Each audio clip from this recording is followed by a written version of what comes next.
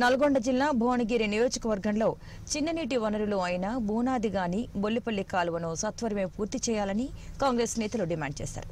బీబీనగర్ మండలం రాఘవాపూర్ గ్రామం నుంచి ప్రారంభమైన కాంగ్రెస్ పాదయాత్ర బొల్లిపల్లి వరకు సాగింది. అనంతరం సిరివేణికుంటలో బహిరంగ సభ నిర్వహించారు.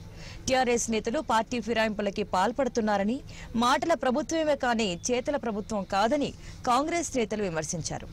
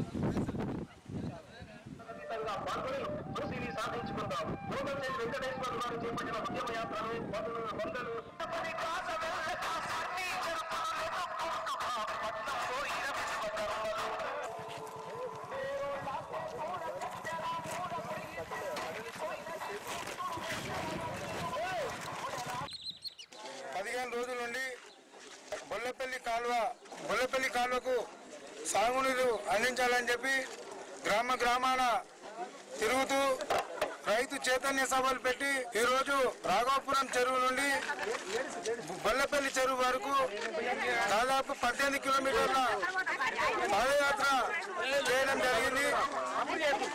ఈరోజు ఈ పాదయాత్రలో ప్రధానంగా మా డిమాండ్ ఏంటంటే బొల్లపల్లి కాలువకు 5 కోట్లు మంజూరు చేయాలి. 1 నెల రోజులలో ఈ కాలువ పనులు మొదలు పెట్టాలి. 2వ నెల పూర్తి చేయాలనే డిమాండ్ తోటి మేము ఈరోజు పాదయాత్ర చేసాము. ఈ పాదయాత్రలో వేలాది మంది రైతులు గ్రామాన రైతులందరూ కూడా పాదయాత్రలో పాల్గొని ఈ ప్రభుత్వ విధానాన్ని వ్యతిరేకిస్తూ ఎన్నికలలో బూటకపు వాగ్దానాలు చేసి ఎన్నో మాటలు చెప్పి లక్షల కోట్లు, 100 కోట్లు, 1000 కోట్లు తన ఇష్టం వచ్చిన వారికి ఇచ్చుకుంటున్న కేసీఆర్ ఈరోజు బొల్లపల్లి కాలువకు 5 కోట్లు ఎందుకు ఇవ్వని చెప్పి